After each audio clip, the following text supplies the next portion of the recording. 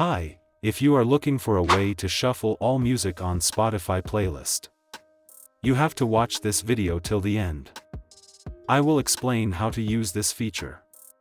The first thing you have to do is, make sure your Spotify is on the latest version. Okay, let's enter the Spotify application.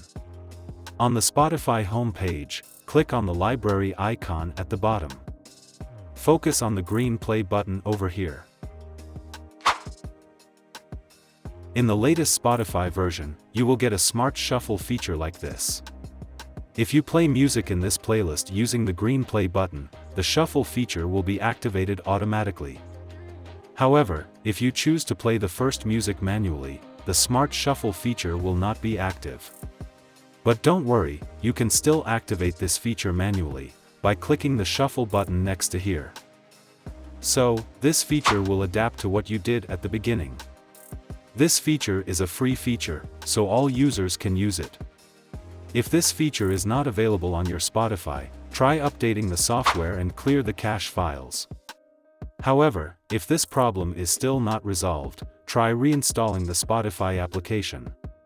If this video solves your problem, please like and share this video. Write in the comments column, what tutorial do you need right now?